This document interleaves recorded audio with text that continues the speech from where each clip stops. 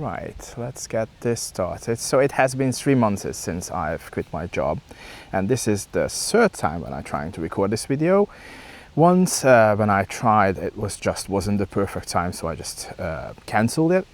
On the second time, I had a lot of people wandering around and I just couldn't record it because I'm camera shy and also worried about if people see me talking to a camera.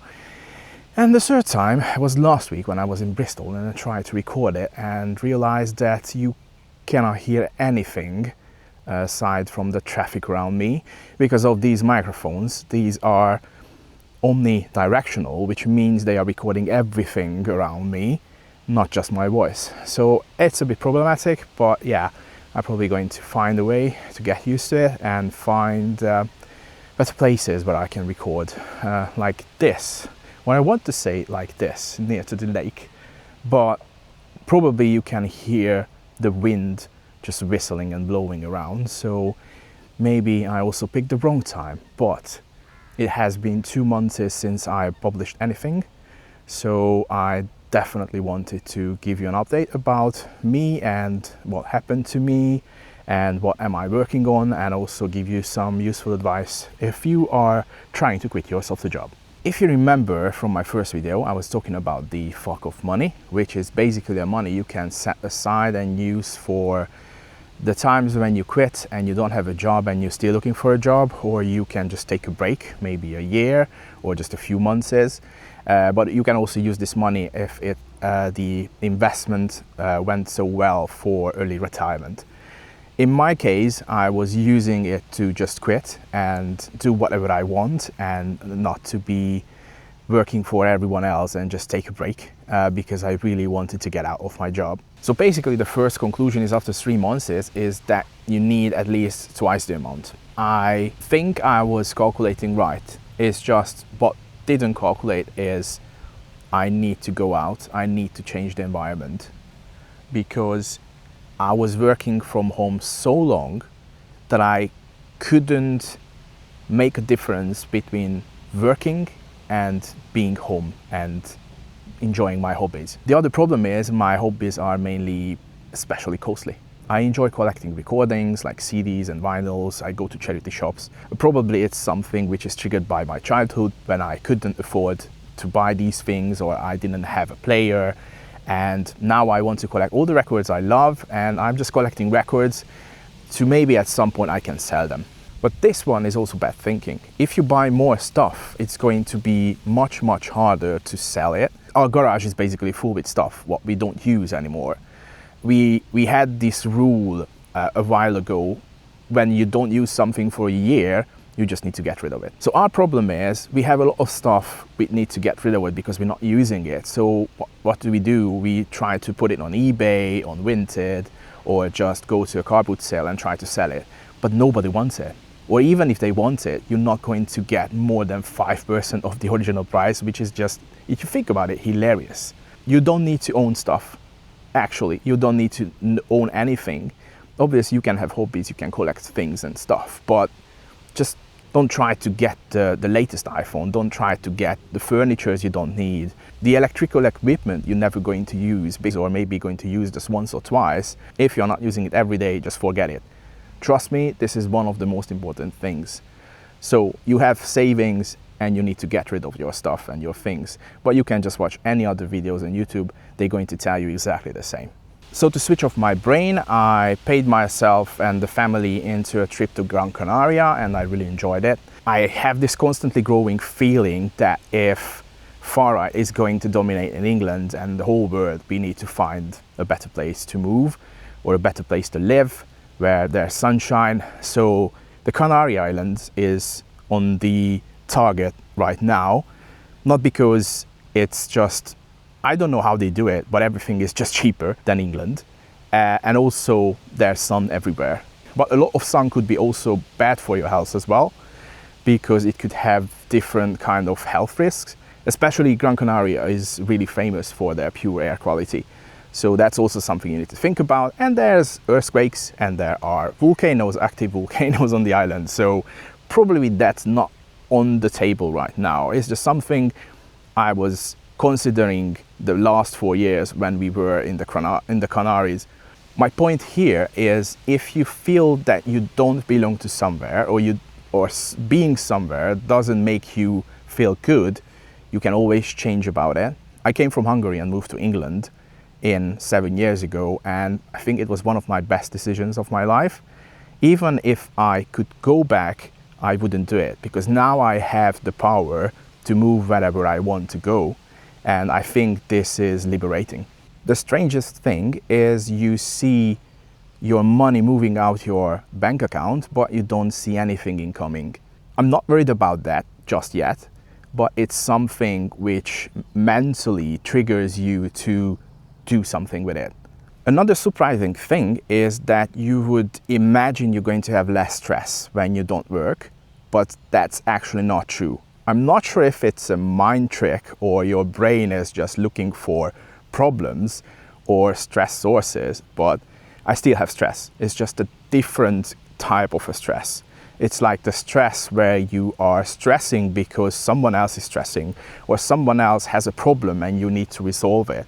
Or you have other problems because you were bored and you try to do or try out different things, and you realize that, oh boy, I'm not enough for that. So I need to realize how to do these things, and I need to solve those problems which are coming from those things. But these are different stress. These are good kind of a stress, because you are learning, you are earning more, you're getting new skills which could be useful for the future. Another thing I realized in the past 3 months is that I'm not that keen to go back into employment. I'm still hesitating between 2 paths. The first path is being a solopreneur, is build your own business, build your own product, work on for yourself, and you basically have the limit of the sky, but it also have different struggles, and it takes time to get to the same level where the employment got you. On the other side, employment is the easy way to get money, the easy way to just settle down, to have a house, to have a car, to pay your budget, to pay your rent, the bills, and everything which comes with it. Get your own food and do whatever you want, and you get retired when you are in time to, get retired. So is it actually the meaning of life I want to pursue, or is it something different I want to do with my life? And this is where I am now, is I thought that maybe this is an opportunity to live up for the expectations and make up of my past mistakes, where I thought I'm not capable of this and I cannot really build a business by myself, just to prove that I am able to do it. I can sell a product. I can have the same things what other has, and they paying for me. I don't need too much, to be honest, because if you think about it, I need to generate a business which going to make much less money every year.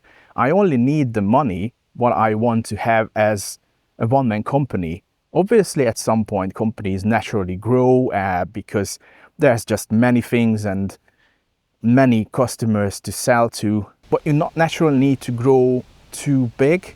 And especially today, when you can just start a business from scratch and maybe use AI to just have more resources to do 5 people's jobs, maybe it's not that really hard. At least that's what I thought. But selling and marketing is much harder than I thought. It might make sense to bootstrap my ideas today and maybe go back to employment in a few months, then all these things can naturally catch up while I'm working and I have a stable salary, and I can put back the savings I wasted in these months into my bank account. Contracting and freelancing is also on the table, but contracting market in the UK is completely dead, and being a freelancer has been always a hit and miss. You sometimes have enough things to do, enough things to work and get enough income, but on the other side, there's nothing. And this is a balancing act, and I don't want to do that. So I would rather build something, maybe 10 things and just make one of them successful enough to not think about balancing. In the past couple of months, I built 2 products, and it's quite liberating that you don't need to, match with companies, match with teams, ask for permission if you want to change something. You can pick your own tech, you can pick your own style. And to be honest, building isn't about quality of the code. It's now about to put something out as soon as you can. So the natural consequence of that is I stopped worrying about my career, because I don't think I have that anymore. I just don't want to go up on a hypothetical ladder and reach the top, because there's actually a top. I think I've already reached it. I think I already achieved everything I could, and there's nothing to go from here. And especially with AI, when you can do like 5 people's job with just 1 person, it's going to be really hard to prove yourself to other teams. So if I need to go to sell myself to a team, I could rather go to a person or go to a company and sell my product to them. And if you think about it, which one works better or worth more, I think, selling yourself, being a solopreneur, making content, I think that has more sense, because you're not building someone else's profit cow. And on the other side, I'm learning new skills. So for example, I was really struggling the other day with something. I've pushed the mobile application into the App Store, and I didn't know anything about the App Store. Obviously, I used AI, which helped me to connect the dots. But it's a skill now, what I can do without asking AI. So now I know how to publish something into the App Store. I know what kind of documents you need to fill, or what are the requirements, what need to be fulfilled before you push something into there. So I think this is really cool. Another thing why employment is not really something I'm keen to go back is the ignorance of AI with companies. For example, I had a couple interviews in the past 3 months, both of them just purely ignoring AI. They haven't even asked about it. They mentioned on the assignment where I can use AI to build that, but I need to tell them where and why did I use them. But for the future, they just don't talk about it, how they could use it, how their companies are going to implement it. I see different use cases for AI agents built into applications and products, and I've seen 80% of bullshit and 20% of really useful stuff. But I think most of the companies just doesn't understand how AI works and how they can use it to grow their own products and their own company. And I think that is really terrifying. At some point, this is going to hit, and it's going to destroy companies and people's lives. Not to mention, in the past half year, things just changed so quickly and so rapidly. I even want to create a video about that, the past 6 months of AI. There are so many things. What you learn today is not going to be valid tomorrow. And also about the pricing. The pricing now sees some hikes, and it's just going up and up and up. And who knows where's the limit? Is it actually going to be affordable? Is it going to be something only big companies can use? I think it's going to create some kind of new environment where we're going to be segregated by the money or the AI, what we can afford to use an AI. Does it make sense? I think so, and I think it's quite worrying. I must also need to talk to the camera every day, because I've noticed that the less I talk to it, it feels more awkward to restart it.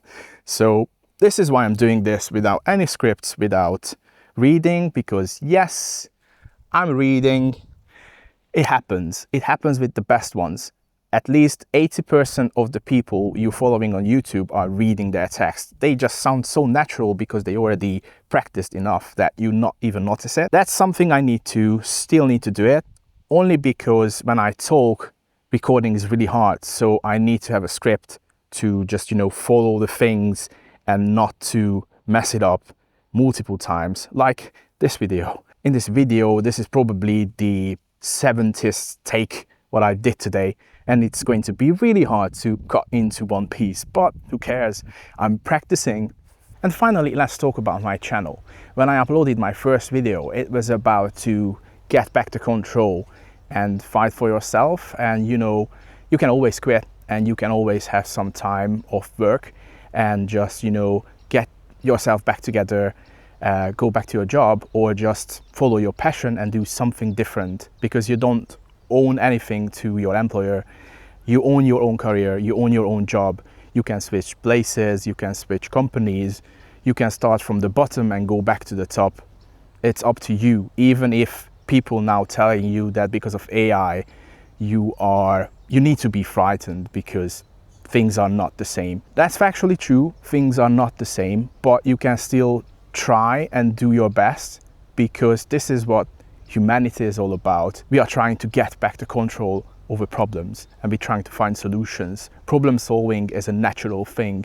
That's something they can't get away from you. And this is why you need to follow whatever your heart dictates. So when I started my channel, I didn't really have, I had a direction that I want to talk about career. I want to talk about what to do in software engineering and how to do it, mental health, because I think we're not talking about it too much. Even on the best workplaces, there could be dark times where you just, can't change wherever you are from one day to another. And this is why my first video was created. If you have the safety net, you can just jump and it will catch you. So in one of the comments of the first video, someone asked, is it going to be an AI channel? And I categorically said, no, it is going to be about career. But today I don't know, because I think AI is everywhere. AI is going to spread out in our lives, and it's going to affect a lot of things. So I cannot just say that I'm not going to talk about AI, because AI is everywhere. But I still don't know what this channel is about, because I don't want to be the people who tells you that I quit my software development job and I don't know what to do with my life. Most of these people are doing this, but they are making videos after videos about talking. They're struggling mentally, they don't know what to do. I know content creators who are looking for jobs or looking for the life purpose for years, and they just still didn't get to there. I'm not sure I want to be that guy. I'm sorry. If I want to make videos, I want to inspire people. I want to tell them that things are going to be fine, because that's what I want to hear as well. I can't do videos about struggling. I don't want to be people watching me because I'm in pain, or I feel embarrassed because I can't do anything. So probably the next couple of months is going to be finding the balance between the two, and finding my way and finding the purpose of this channel. Yeah, I hope you enjoyed this one as well, and see you next time.